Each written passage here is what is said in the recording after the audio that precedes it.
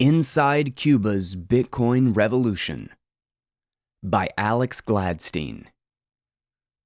As political demonstrations show the world that Cubans are tired of dictatorship, Bitcoin is providing an option to peacefully protest and opt out of a broken system.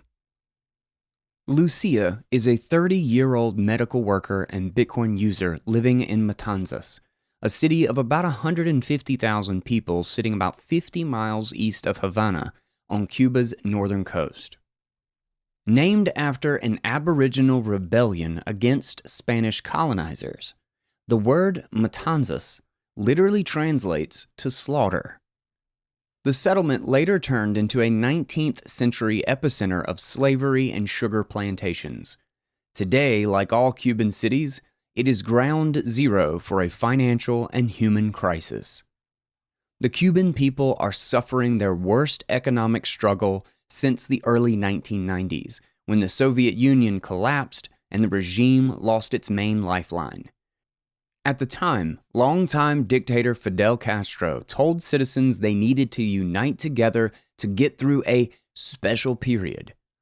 The era was marked by food shortages, blackouts, thousands fleeing to Florida on risky rafts, and a spectacular devaluation of the Soviet ruble-pegged peso. Between 1991 and 1994, the Cuban economy contracted by 35%, and quality of life deteriorated dramatically. Tensions peaked in the summer of 1994, when an anti-government protest known as the Malacanazo Uprising broke out in Havana. Without its Soviet subsidy, the state ration system was failing to support the population, and important goods were all of a sudden only available for purchase with dollars, which were increasingly expensive for Cubans to obtain with their peso wages and pensions. In a desperate move, the regime violated its founding collectivist philosophy and imposed a series of unprecedented taxes on the population. In response, tens of thousands of protesters gathered at the Malecon waterfront, calling for an end to the government. The internet did not exist, so the regime was able to quell the movement through police brutality, while ensuring that most Cubans barely knew anything had happened. State television and radio made a brief mention of a small gathering of delinquents and troublemakers. But in reality, the Malacanazo was a staggering display of dissent, the biggest on the island since the revolution. When the money system breaks, it can threaten a regime's survival. Part 1. Monetary Purification. Today, Lucia and other Cubans talk of a new special period. As a result of currency reform and social frustration from decades of repression and bureaucracy, there are again shortages, blackouts, extreme inflation, and protests. The big difference is that today, with widespread mobile phones and internet access, everyone knows what's going on. Last month, on July 11th, the biggest anti-government protest since the 1959 revolution broke out, not just in Havana, but in cities all across Cuba. With a first-hand view into the medical system, Lucia told me that the human support network in Cuba is collapsing. The pandemic has overwhelmed hospitals in Matanzas, she said, and dead bodies pile up on the streets.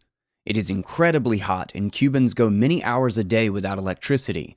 Food, especially beef, fish, chicken, and eggs, is scarce or even impossible to find. New American regulations passed by President Trump right before he left office have cut Cubans off financially from their families in the U.S. It's hard to get food, it's hard to get medicine, it's hard to get bathroom supplies, the power grid is broken, the pandemic is peaking, tons of elderly people are passing away, the healthcare system is collapsing, we have no oxygen or fans, Lucia said. This was too much. This is what put people out on the streets. Lucia told me that at the very root of the state's failures and the unprecedented citizen uprising is a crisis of money. In January, the Communist Party of Cuba conducted what it described as a monetary purification. Since 1994, the government issued two kinds of currencies: the CUP, or Cuban peso, pegged to the dollar at 24 to 1, and the CUC, or Cuban convertible peso, pegged to the dollar at 1 to 1. Public sector salaries and pensions were always paid out in pesos, but for years, citizens needed to obtain CUCs to buy key items like medicine, any food beyond the basics, clothing, cleaning supplies, and electronics. The regime designed the system to suck value out of the population, selling CUCs for 25 pesos at state-run money exchanges called CUBA'S, while only buying them back for 24 pesos. The regime knew it would have to keep printing and inflating pesos for the staffing of its centrally planned economy, even as its agricultural and industrial sectors collapsed. The dual currency system gave it life support, propping up purchasing power for the elite and well-connected. Lucia described the system's output as creating a reality where she could buy a cup of coffee, a bus ride, or even a small meal for an incredibly cheap price in pesos. But a pair of shoes or a phone plan priced in CUC would cost an entire month's salary. This put state workers, including teachers, police officers, and medical workers like her, at a severe economic disadvantage compared to anyone exposed to the tourist industry, like waiters or taxi drivers. In tragic irony, unskilled workers were often far better off financially than highly educated ones, and many of the latter dropped out of their careers to clean tables or pick people up from the airport to get access to the CUC economy. The dual currency system institutionalized inequality, creating clear classes of haves and have-nots. For many people like Lucia, this, as much as anything else, showed that the revolution was a sham. More than 1.5 million Cubans have fled their homes since Fidel Castro and his troops captured Havana in 1959, and many ended up in the United States. In the 1960s, Castro and his cronies triggered the human and capital flight by enforcing a planned communist economy in Cuba, nationalizing businesses, confiscating land, and reducing the role of the private sector practically to zero. Many Cuban Americans still have family on the island and find ways to send them dollars. It is estimated that as much as $3 billion is remitted into Cuba each year. To convert dollars to CUC, one had to pay a fee of 10% at a minimum to the state. The system was designed to suck in hard foreign currency and provide Cubans with, quote, fake dollars, or even worse, pesos. Fidel Castro ceded control to his brother Raul in 2006, and since then the regime has made a series of half-hearted economic reforms to stay alive. As Anthony de Palma wrote in his modern history book, The Cubans, the communist government toyed with capitalism, quote, the way a tiger plays with its prey, tapping it lightly one minute, squeezing the life out of it the next. Socialist officials urged would-be Cuban capitalists to go ahead and open their small businesses. Then they erected layers of burdensome regulations to limit profit and handicap success. Their real goal was not to lift millions out of poverty, it was to prevent anyone from making millions.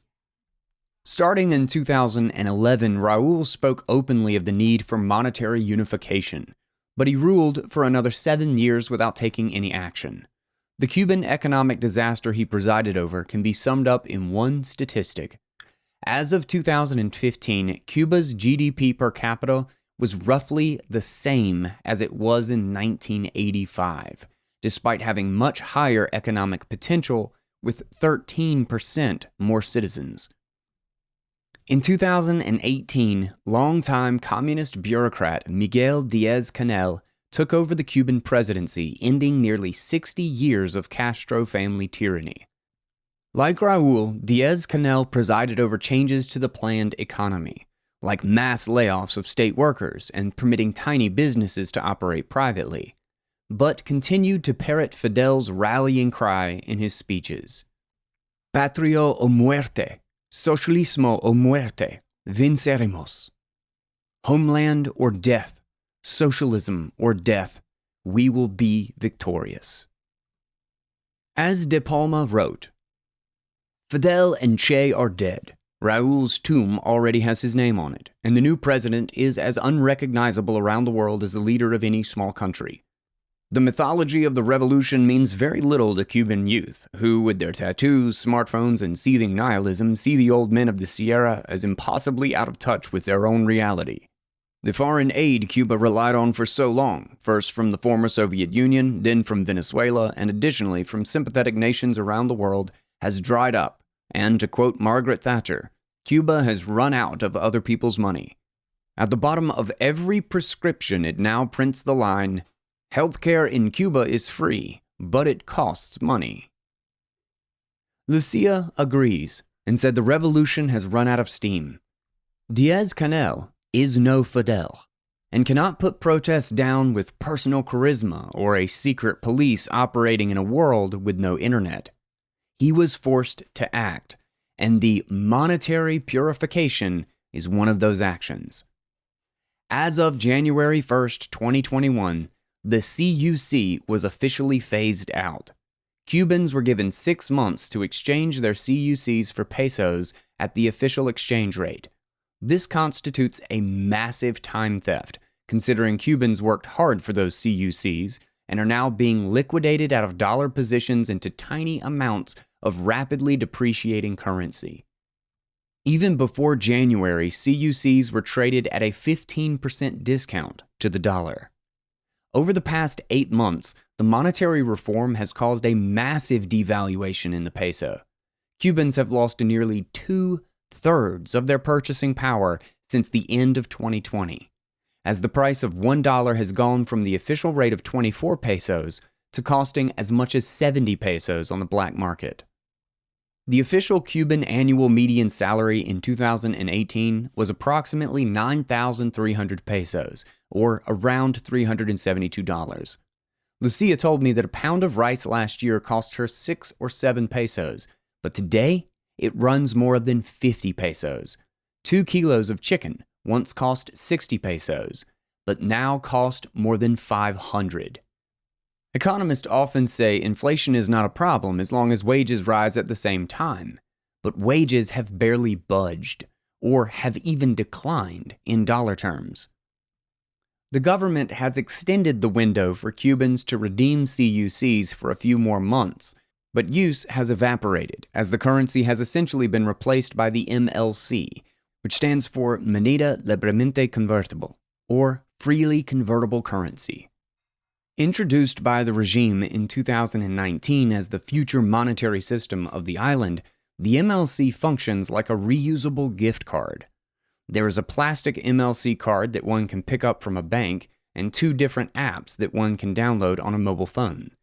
There are no MLC banknotes, coins, or ways to earn interest. Functionality is pointed at citizens giving their account information to contacts abroad who send hard currency, which the regime seizes and replaces with MLC credit for Cubans to spend at government-run stores. In a comically cruel twist, Cubans, who largely remain paid or pensioned in pesos, cannot buy MLC with pesos. The only way to officially top up your MLC account is with foreign hard currency. You must have family or contacts abroad send funds to your account. Initially, this could be done with dollars, but after the Trump administration cracked down on remittances to Cuba in the wake of a scandal in which American diplomats fell ill after apparently being exposed to sonic weapons, that option is gone. So MLC is now mainly generated through pounds, euros, and Canadian dollars. In an evolution of the trend started 25 years ago, with better goods only being available in dollar stores, today's MLC stores are basically the only place to buy good food, medicine, cleaning supplies, appliances, and other essentials. The peso stores face constant shortages and have very few and very low quality goods. Cubans who have family abroad are able to get MLC top-ups and buy things to keep their lives going, but Cubans who do not must take their pesos and buy MLC in the black market. As of publication, the real exchange rate is about 65 pesos for 1 MLC. Through the MLC system, the Cuban regime is essentially able to print pesos to obtain hard currency. It is a giant rug pull on the Cuban population and a major reason for today's historic protests. Lucia said that the government's official line is that the MLC system is necessary for the state to attract hard currency so that it can buy things on the international market to keep the system going and feed the people. A stunning admission of the revolution's failure. Part 2. Finding Freedom Through Bitcoin. I met Lucia on Telegram through a mutual friend who runs a Latin American Bitcoin chat group. 18 months ago, she started buying Bitcoin with her state salary. She uses Telegram groups to find people willing to sell her Bitcoin in exchange for MLC or pesos. She does transactions in person, at a cafe, for example, where she sends MLC from her mobile account to the sellers, or hands over peso banknotes stamped with the faces of revolutionary figures like Che Guevara in exchange for a transfer of Bitcoin to the Blockstream green wallet on her phone. Since Lucia started stacking sats, as Bitcoin saving is commonly called, the fruits of her labor have grown significantly, and her purchasing power has increased dramatically. Since the spring of 2020, Bitcoin has risen from below $5,000 to more than $40,000.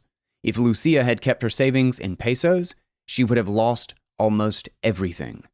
Bitcoin has changed and saved her life. Lucia told me that she is not a technologically savvy person. At first, she did not think Bitcoin would be relevant for her. "I don't like math," she said. But in early 2020, she started watching RT for a few hours every Tuesday, Thursday, and Saturday. Since it was trusted Russian propaganda, the Cuban regime broadcasts RT, formerly Russia Today, on state television. One show on RT, however, is called The Kaiser Report, produced by Max Kaiser and Stacey Herbert, and evangelizes Bitcoin use. Likely permitted to air because its tone is very critical of U.S. foreign policy, the show has acted like a Trojan horse of sorts, reaching a large number of Cubans and Venezuelans through state programming and onboarding them into the new Bitcoin economy. Ironically, for Lucia, it was socialist state propaganda that showed her how to obtain personal freedom, not the hundreds of millions of dollars that the U.S. has spent on democracy promotion in Cuba since the 1990s. Captivated by what she heard on Kaiser Report about a new form of digital money, Lucia started researching Bitcoin. She eventually joined a Telegram group, first in English and then in Spanish, filled with other Latin Americans who follow the show. These communities gave her a full education on how to use Bitcoin. "They taught me how I could be my own bank," Lucia said. Through conversation one day, Lucia discovered that one of her friends was also into Bitcoin, and they started talking about it on a regular basis. Lucia also joined several Cuba-focused Bitcoin groups on Telegram, continuing to expand her knowledge. She bought and then sent $10 of Bitcoin to a friend abroad, and the two marveled together at how they did not have to use a bank, provide any identification, or use the official system in any way. Even the currency itself, they realized, was not produced by a state or corporation, but by an online community. They did not even know who created Bitcoin, and it did not seem to matter. "This is groundbreaking," she told me. "What papers did I have to fill out? None at all."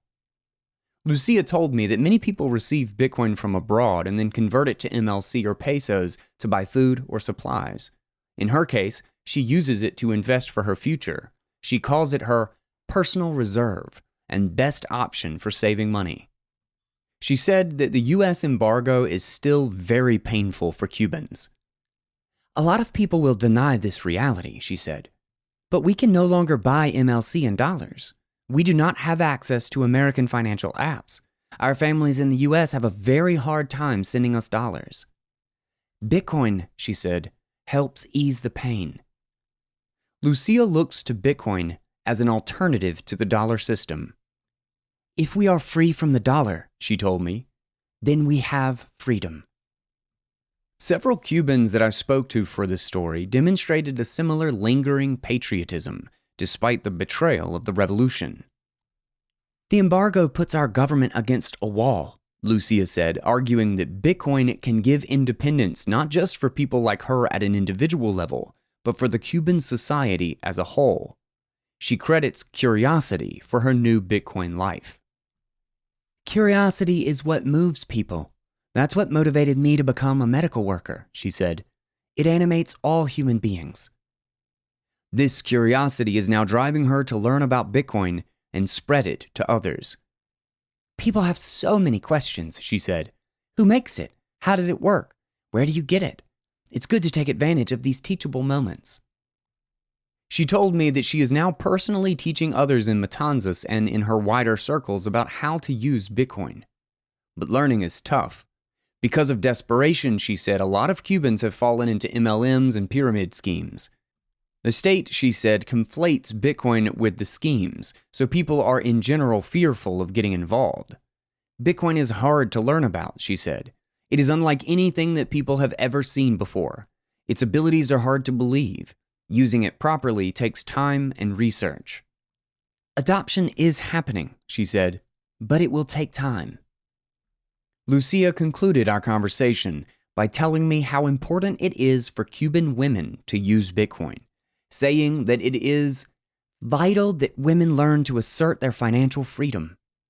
Even though Cuban society might be relatively advanced in the area of women's rights, she said, there's still a broader culture of machismo and misogyny.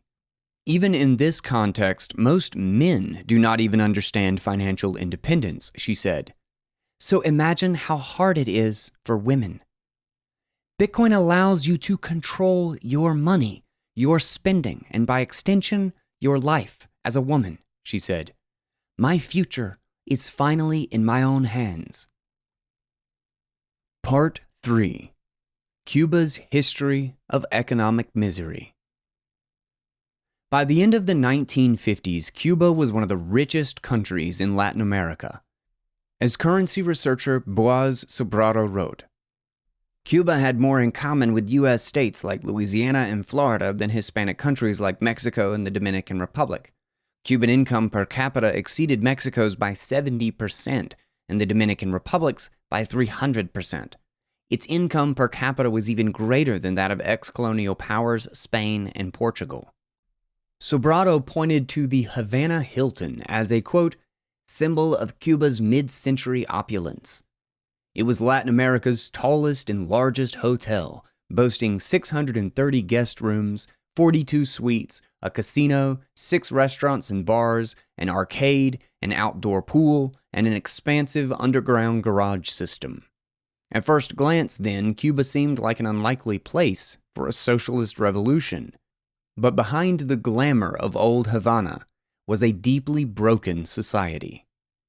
Dictator Fulgencio Batista ruled the island with an iron fist, and with strong support from the U.S. government and private sector. Cuba's annual income was an impressive $353 per capita in 1958, but most rural workers earned less than $100 and had very few public services and very weak infrastructure. Foreign governments and corporations controlled the economy, owning around 75% of the arable land, 90% of essential services, and 40% of the sugar production. During the 1950s, Fidel Castro led a socialist movement that challenged the Batista regime. By the end of the decade, his guerrilla tactics, directed from mountainous and rural areas, had drained a huge amount of funds and energy from the capital. In 1958, the U.S. government placed an arms embargo on Cuba as Batista began to lose all foreign support. On January 1, 1959, Castro's forces captured Havana. El Comandante promised a people's revolution, but his rule quickly descended into tyranny, complete with concentration camps, thousands of arbitrary executions, secret police, a surveillance state on par with Eastern Germany or North Korea, and political prisons. The Cuban gulags were especially cruel. Their horrors, once hidden, were eventually brought to light by testimonies of survivors in books like Armando Valladares's Against All Hope. As Anthony de Palma wrote, Cubans who dared to think differently feared more than anything else their ever-present neighborhood CDR, Committee for the Defense of the Revolution. The president of each local CDR was the person to whom neighborhood snitches reported. They kept track of who had not attended a May Day parade, who listened to the baseball game while Fidel was speaking on the radio, who had an illegal satellite dish hidden under a barrel on the roof, and passed along the information to Fidel's feared Stasi and KGB-trained Interior Ministry. The CDR president had what some called the power of fusilamiento del dedo, literally to execute with a finger by pointing out and denouncing anyone suspected of counter-revolutionary activities.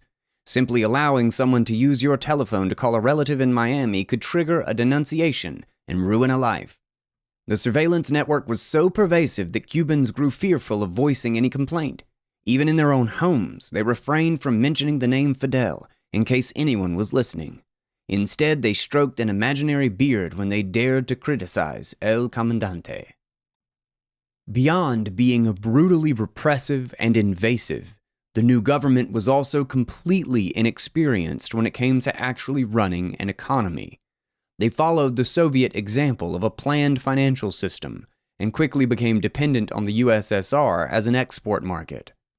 Economists were replaced by loyalists, regardless of their background or proficiency.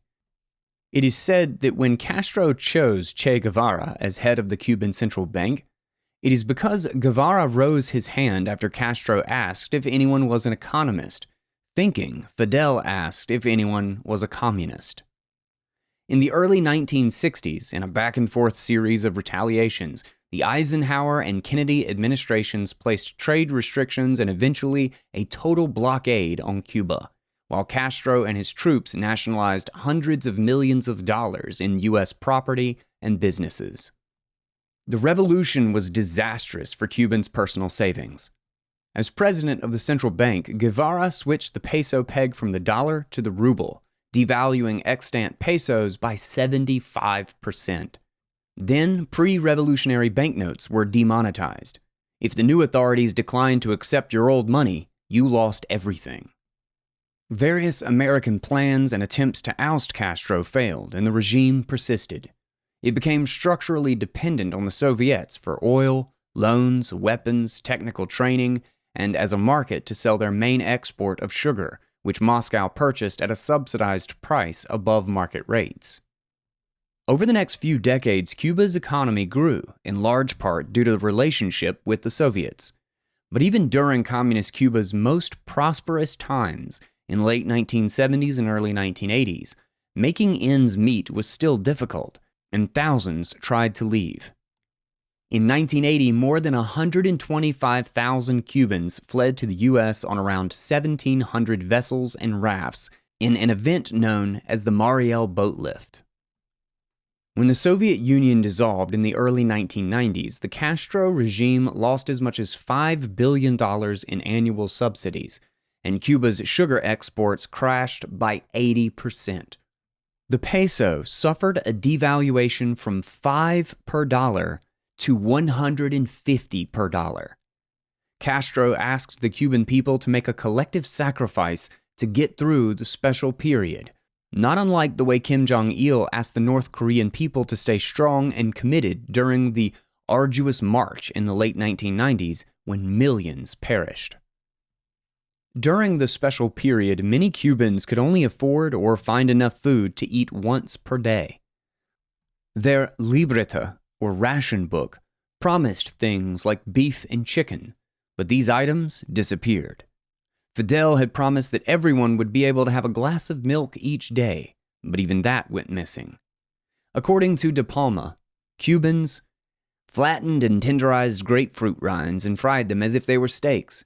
Banana peels ground up and mixed with spices became another pale substitute for meat. Each family received around 9 eggs per month.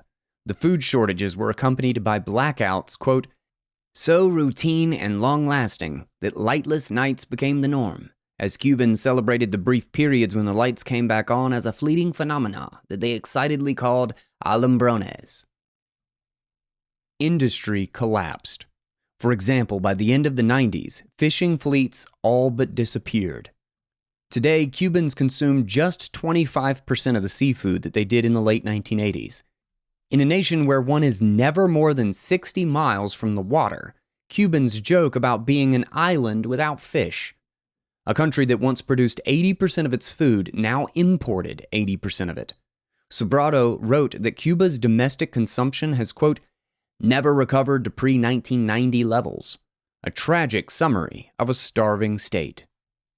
Times were so grim that in 1993 Castro was forced to make the enemy dollar legal tender to attract hard currency.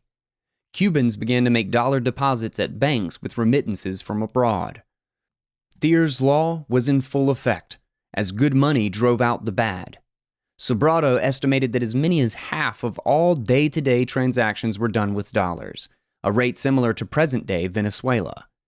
To stop this trend and prevent full dollarization, the regime rolled out the CUC, which they said was backed by an equal amount of dollars in the Cuban central bank.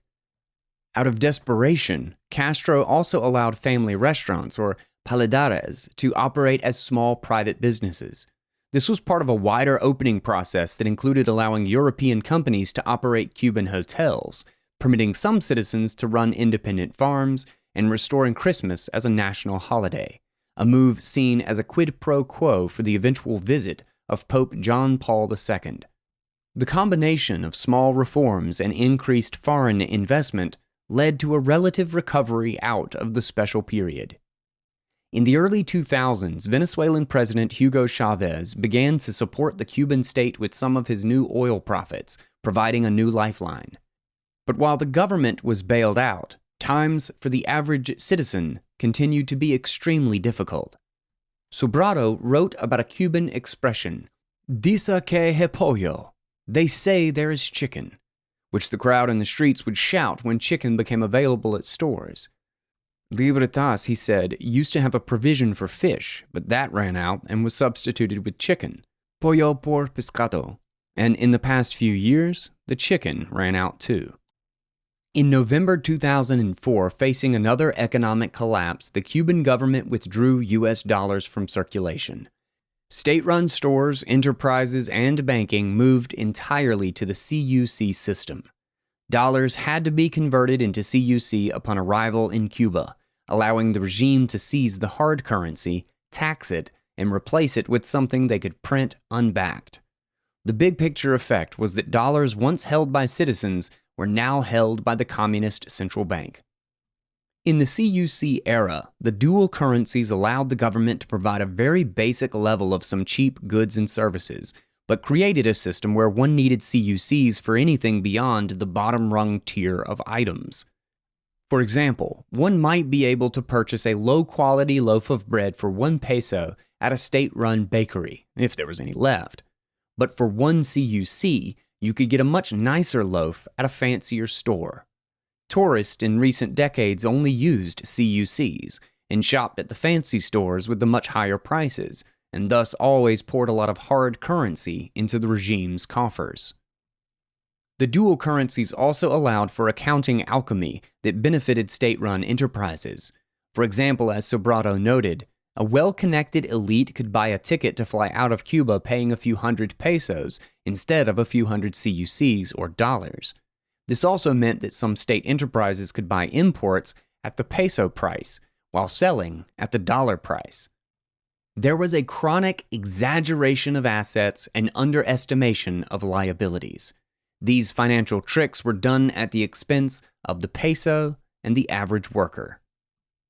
Many Cubans have another gig beyond their state job, which might give them access to CUCs or today MLC, and earn them enough to survive.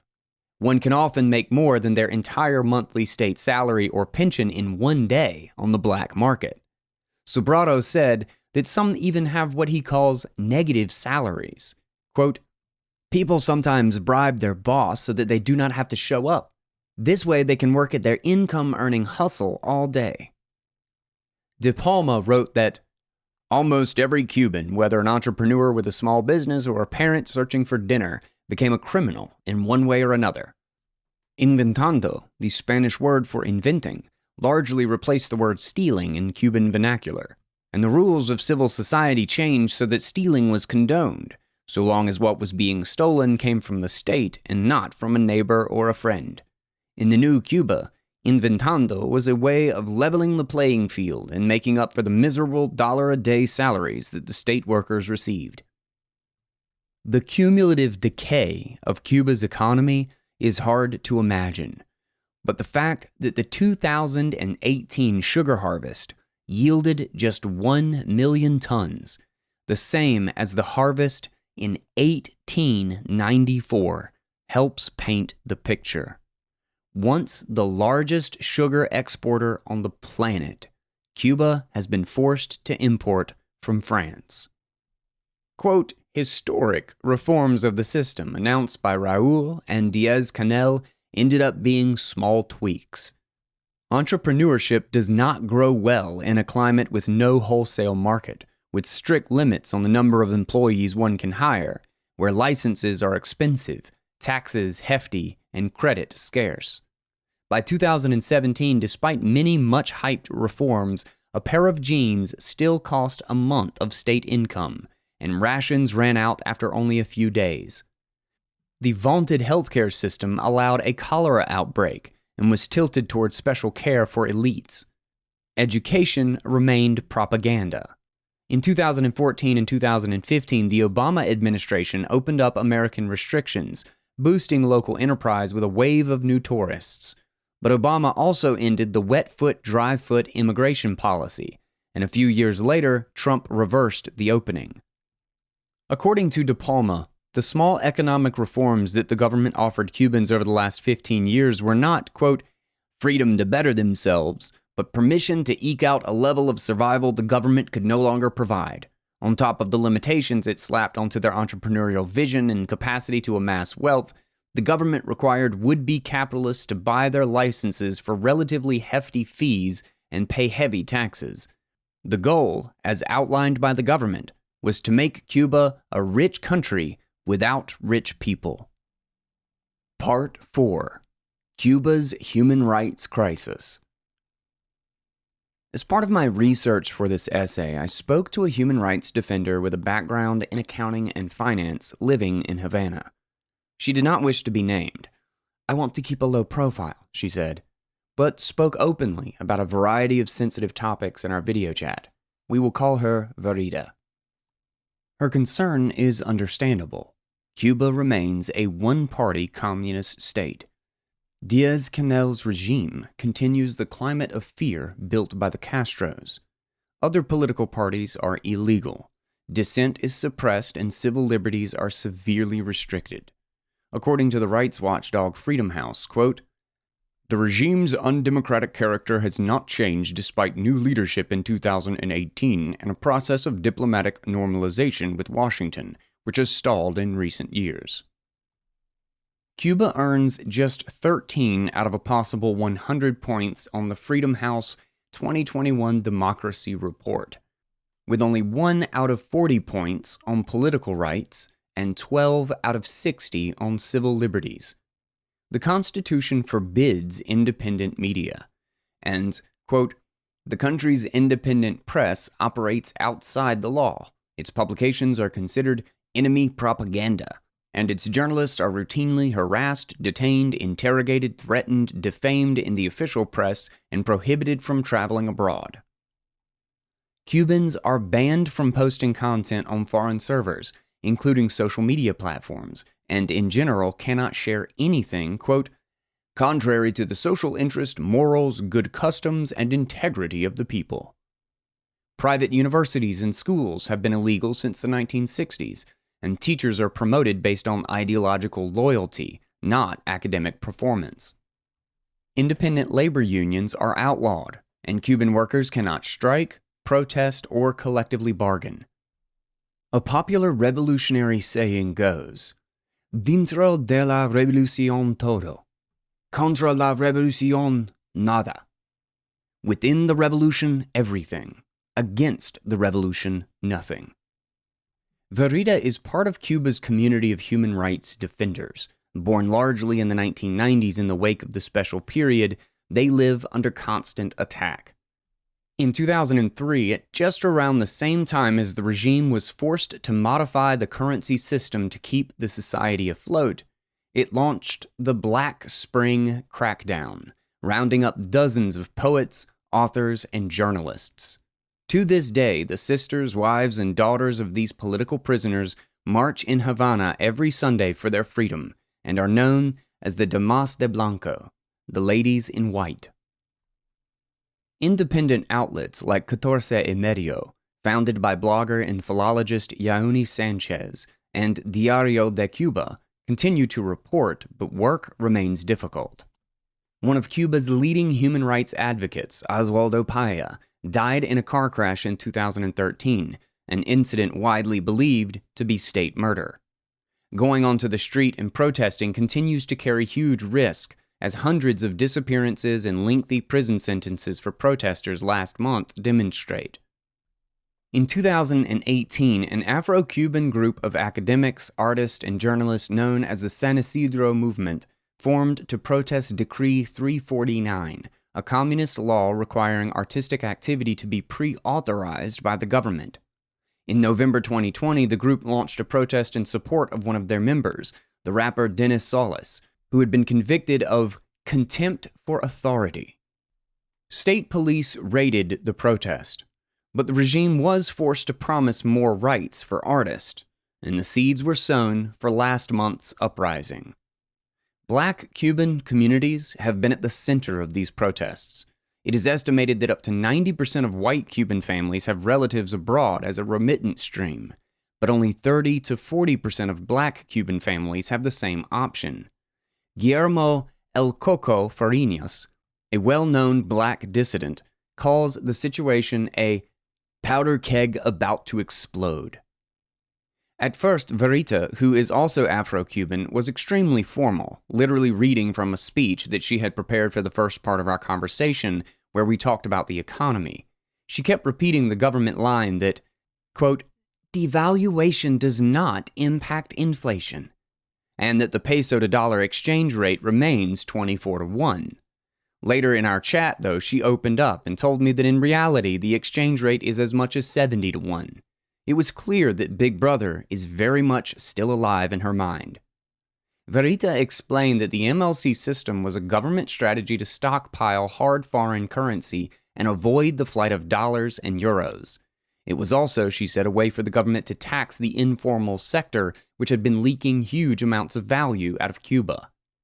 For example, a few years ago, if you wanted to buy an air conditioner, you would likely hire someone, sometimes known as a mule, in a place like Panama, and they would bring it to you and you would pay them in dollars, which would permanently leave the Cuban economy, without the regime getting a chance to take a cut. With the MLC system, the regime stocks stores with appliances like air conditioners, so that it is actually easier for citizens to buy them as opposed to with a mule.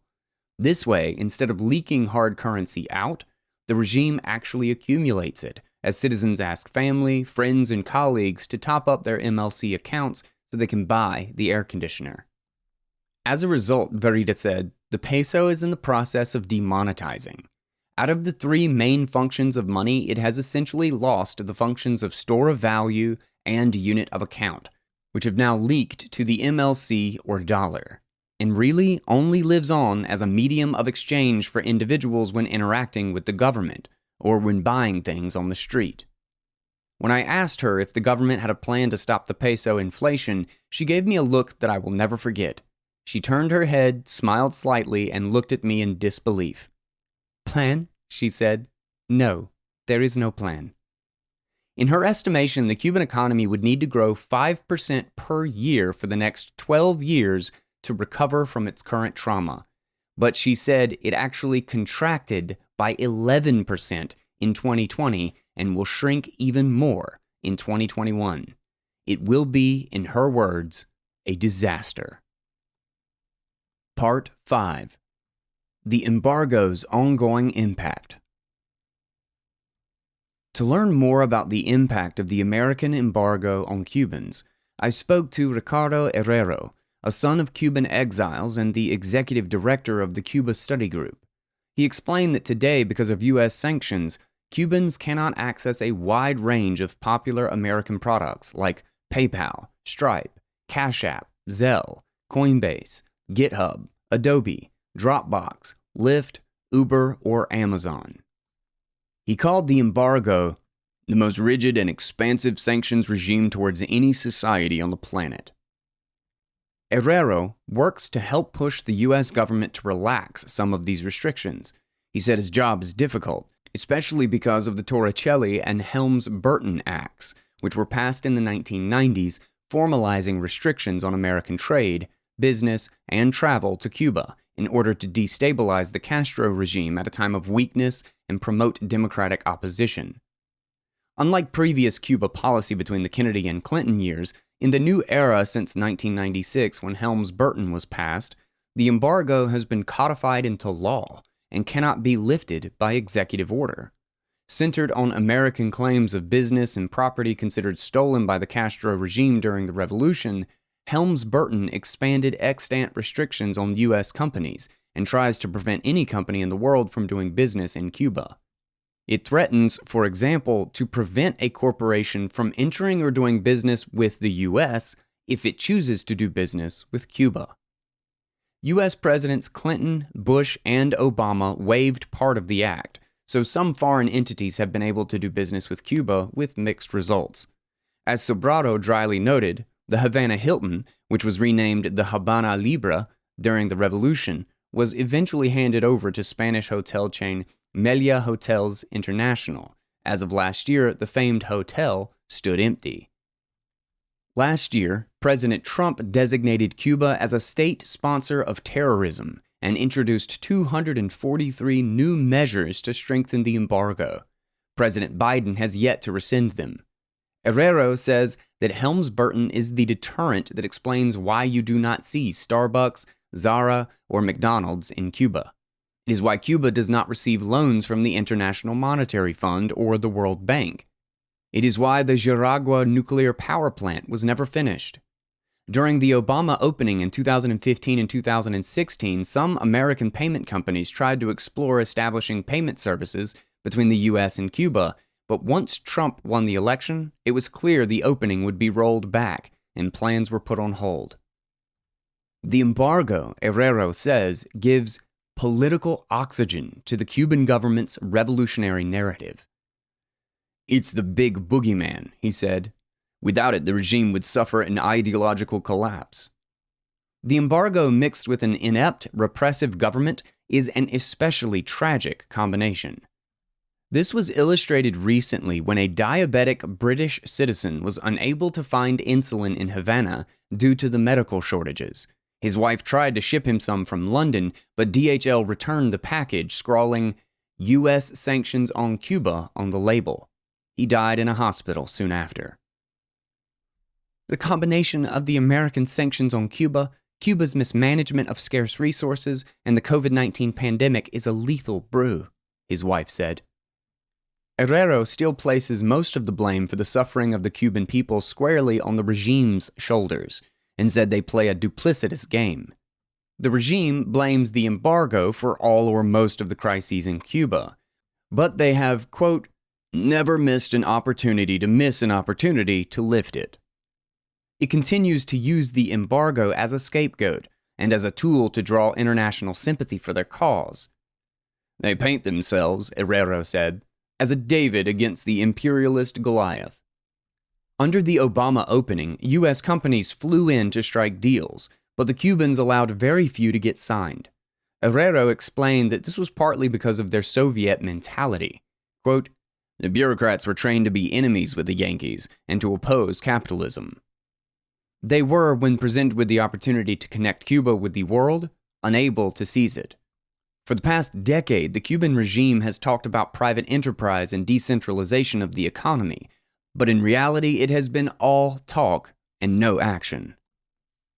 Anthony De Palma explained that the regime constantly reminds Cubans, quote, of the imperialist peril from the north, yet it also demands that the empire drop its embargo so that Cuba can do more business with America and its allies. The regime has used the perpetual threat of American intervention as a cover for every misstep, failed program, food shortage, or power blackout over the last 6 decades.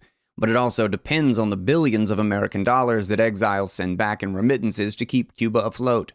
State-run media presents the United States as a hellhole of drug addiction, mass murder, and runaway consumerism, while portraying Cuba as an egalitarian paradise run by a government that can do no wrong. And yet when Cubans compare their own lives with what they hear from relatives in Miami, or with what they see on the internet, they know it isn't so. Nearly everything the regime promotes about its economy is a veil of ideology covering up exploitation. As of 2018, Cuba's top source of revenue was shockingly not the tourism industry, but rather the export of more than 50,000 healthcare workers each year to more than 60 countries. Cuba's educational system is designed to produce a surplus of doctors, nurses, and technicians, an army of white coats who are sent abroad in a PR scheme. Herrero said the program is a way to weave the revolution into a solution, where the government proudly announces that we will send brigades around the world to save the downtrodden who have been ignored by imperialist powers. In reality, the state confiscates 75% of the salaries of these workers, raking in more than $11 billion per year, making a form of indentured servitude Cuba's biggest export. Meanwhile, Cubans abroad find it hard to simply send money to their families. Herrero said one way was to make a bank wire to someone in Panama who would, quote, duffel bag cash to Havana. Another way would be to rely on a hawala-type system. One could give $100 to someone in Miami, and they would call their business partner in Havana and have them deliver $100 minus a cut to one's family. Western Union transactions from the U.S. to Cuba were also an option until last November when the Trump administration shut them down. The company closed 407 locations across the island, which seems staggering, but Herrero said that most Cubans already found the service too expensive. As an example, Herrero detailed a Western Union transaction from last year where someone sent $1,030 to a family member in Cuba. The fee was $77.25, so the total paid by the sender was $1,107.25. The amount that was delivered to the recipient in Cuba was $1,000. The double-digit fee was split up with 1.5% staying in the U.S. as a clearance fee, 4% going to Western Union, 1.5% going to Fincemex, the now-sanctioned Cuban state payment processor, and 3% burned by the exchange rate conversion, which the government pockets. Even if the U.S. opens up Western Union again, recipients would only receive $1,000 at the official rate of 24 pesos to $1. So the receiver would get 25,000 pesos, even though the real value of the remittance is 70,000 pesos. The regime would keep the difference. Americans, Herrero said, could actually top up MLC accounts directly with dollars until last summer. But the Trump administration's new sanctions closed this channel. Combined with flight closures and reduced tourism, Herrero said this was a double whammy that caused a dramatic reduction in dollar flows to Cuba. This, he said, is right when Bitcoin started taking off. There is no currency, he told me, that would have helped you navigate the oscillations of U.S.-Cuba policy over the last 5 years better than Bitcoin. It's hard for anything to grow in Cuba, he added. But if you've been investing in Bitcoin over the past few years, you have been growing. Part 6. Bitcoin as a cheat code for the Cuban system. Herrero told me about Eric Garcia Cruz, a popular Cuban Bitcoin personality. He called Cruz a one-man CNET, as he often appears as a guest on state TV and runs his own popular YouTube channel reviewing different kinds of technology and payment systems. I reached out to Cruz to learn more. I've lived in Havana since the day I was born, Cruz told me. He was comfortable using his name for this interview, as he said he is already a very popular, very known person. Cruz said the recent protests have been triggered by a lack of food, a lack of medication, by people suffering from hunger, trying to survive in brutal conditions during a pandemic, with government bureaucracy and with high inflation. The Cuban people are tired, he said. They want a better life. The system isn't working, Cruz said, so people are turning to Bitcoin to escape. Cruz's business, Bitremesas, is a solution to the giant problem that people have when trying to send remittances from the US to Cuba. Again, because of the embargo, US banks cannot wire dollars to Cuban accounts. There is no TransferWise, no PayPal, no Revolut, not even Western Union anymore. The mule method still works, of wiring money to someone who will physically go into Cuba and give cash to your family, but this is expensive and time-consuming. Cruz said one can also make a transfer to a bank in Spain, for example, where then the remittance can be sent directly to someone's MLC account. But again, expensive and time-consuming. The better option, Cruz said, is to use Bitcoin. It has become a way to connect to the outside world, he said. The number of Cubans using Bitcoin is exploding. Cruz estimates that at least 300,000 Cubans have used Bitcoin or cryptocurrency at least once, and that maybe 100,000 use it on a regular basis. This is 2.5% of the island's population, precisely in line with global estimates that 200 million of the world's 7.8 billion people have used Bitcoin. Cruz said that any Cuban businesses not using Bitcoin today to interact with the international financial system will learn the hard way and adapt and adopt. All externally facing companies will be forced to use Bitcoin, he said. We have a saying in Cuba, you have to get in the bus because the bus is leaving the town. He thinks Bitcoin adoption is already greater per capita in Cuba than in Europe or Canada, but told me that he was not always a Bitcoin believer. In fact, until March 2020, he thought it was a scam. There were always friends and colleagues, he said, trying to introduce him to cryptocurrency.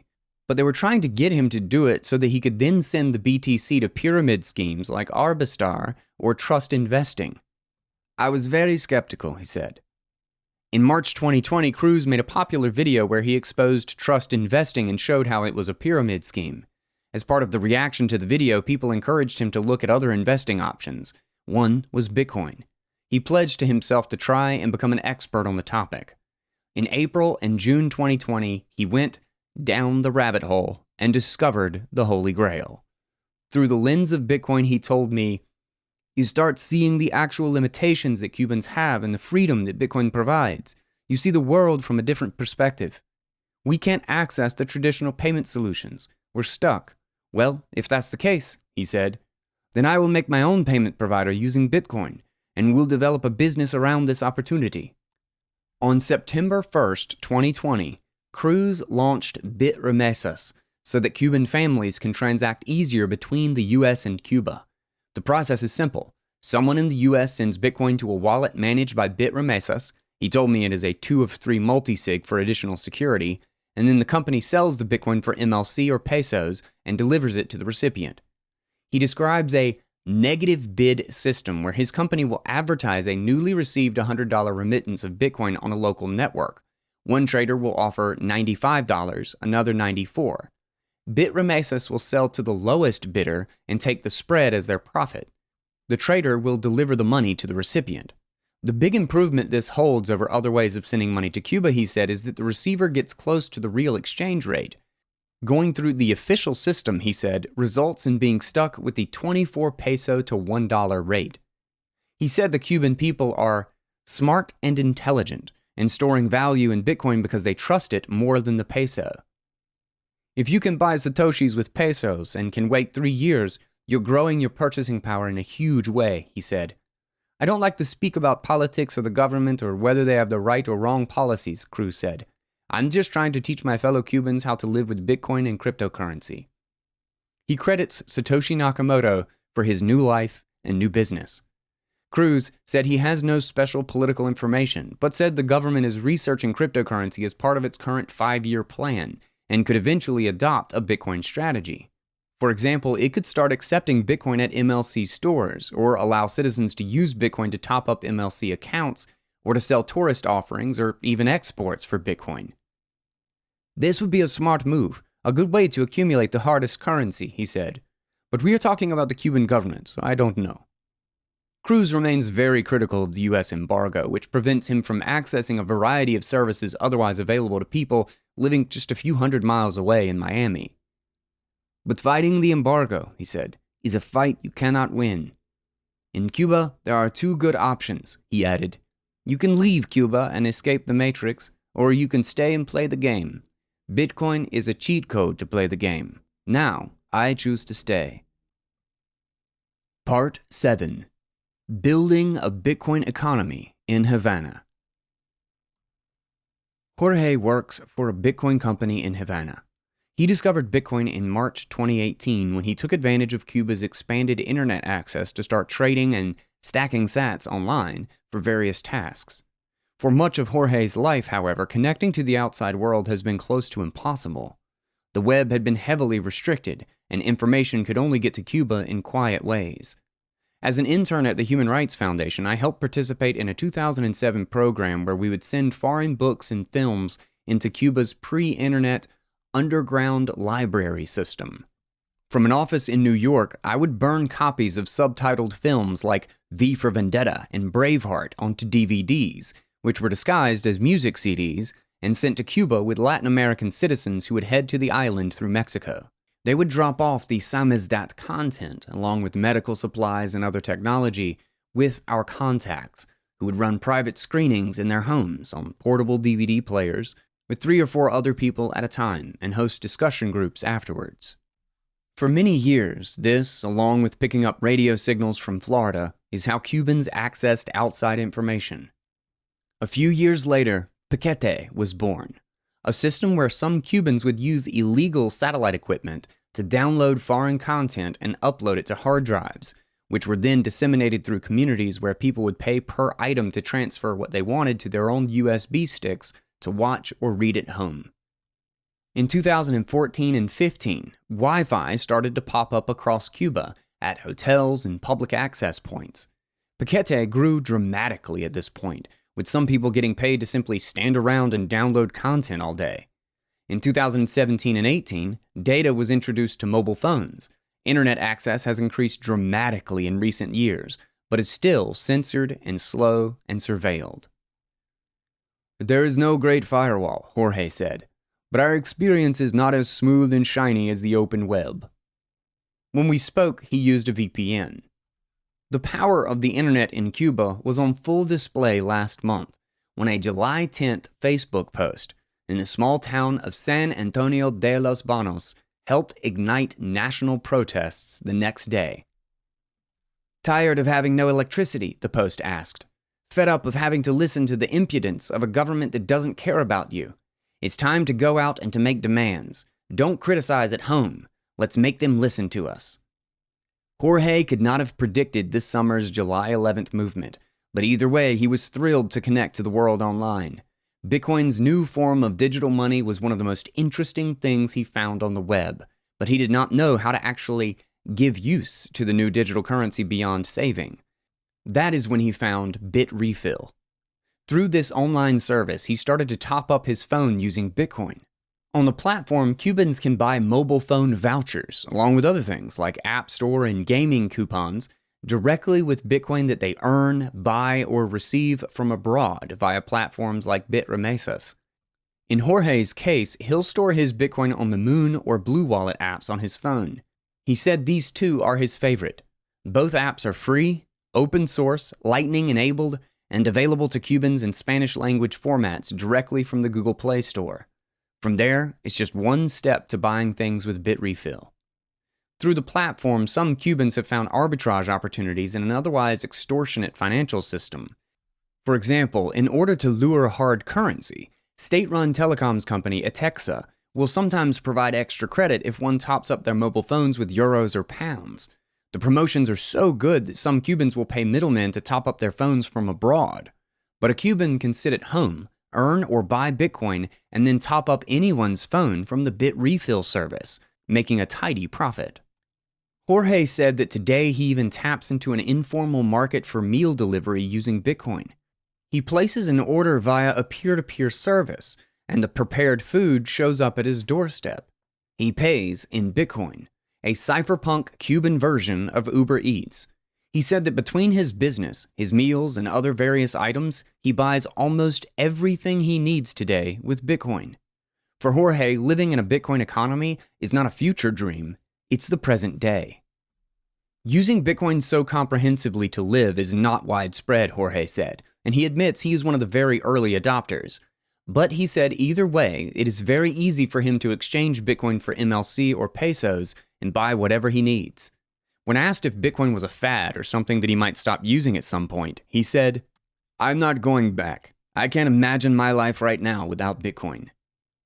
He pointed to friends who were doctors or lawyers whose savings was getting eaten by inflation before finding Bitcoin, or others who are entrepreneurs and are building their entire lives around Bitcoin right now, just like him.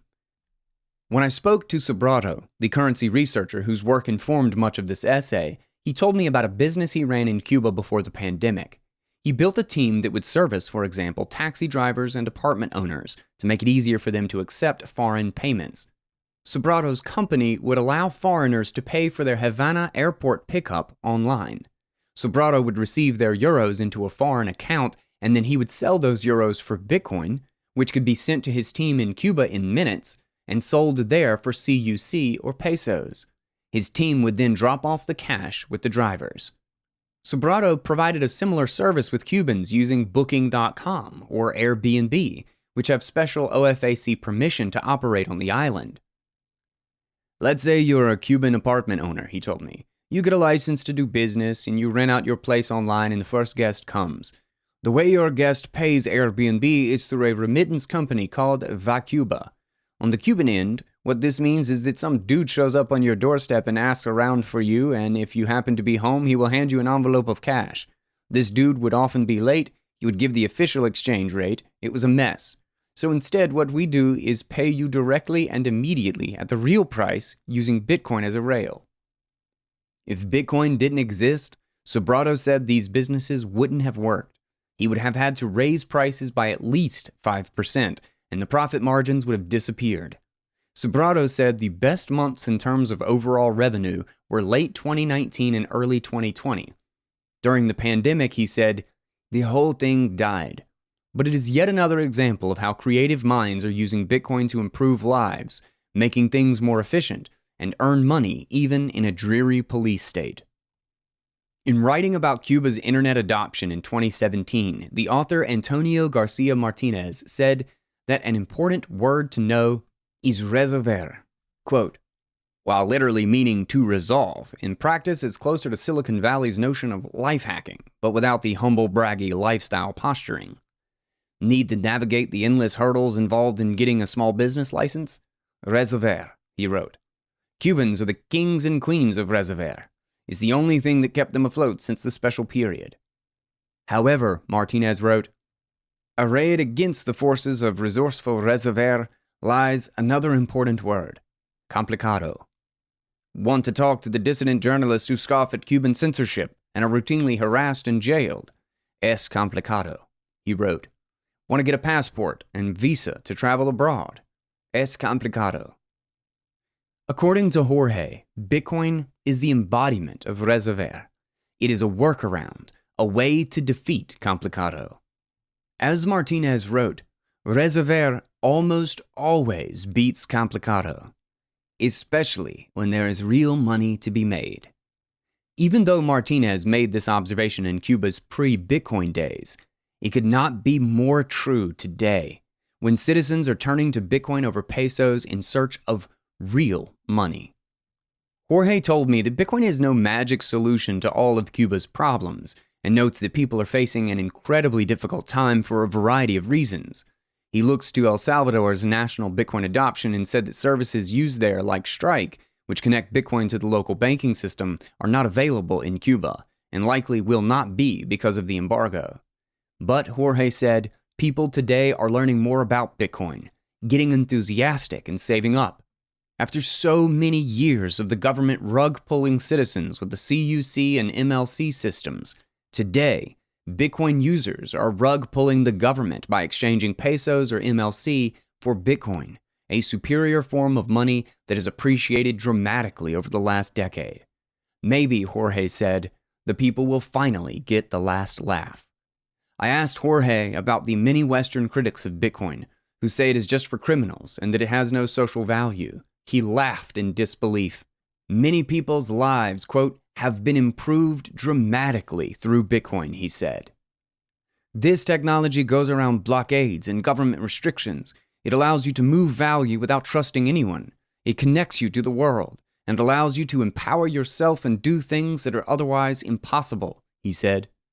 It has created hope for those who want change. Part 8. A new Cuba is coming. Much like other closed regimes like North Korea and the Soviet Union, technology and outside information is having a massive impact on Cuba. There is no way a protest movement like July 11th could have scaled nationwide without people being able to digitally organize and connect with one another. When I spoke to Antonio Garcia Martinez recently, he told me that, quote, the internet is going to nuke 62 years of Cuban communism.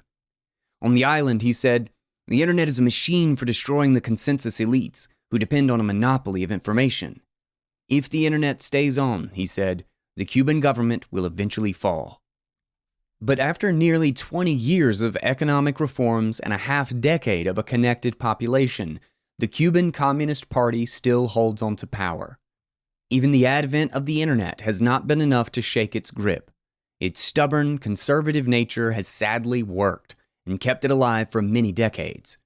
While Bitcoin might be a good way for it to accumulate the hardest currency on Earth, the dinosaurs in charge may not think this is a risk worth taking. On the U.S. side, the Biden administration has ordered a review on remittances to Cuba, trying to determine how those in the U.S. can best send money to their family on the island without supporting the regime. The answer, of course, is Bitcoin. But given Treasury Secretary Yellen's animosity for the new currency, it is unlikely they will be willing to admit this and begin operationalizing it in their foreign policy. While speaking to Cubans during the tumultuous last few weeks, one thing is clear. A growing number are not going to wait for their government to unroll some new reform, or for the Biden administration to soften its sanctions. They are seizing their own financial destiny through Bitcoin.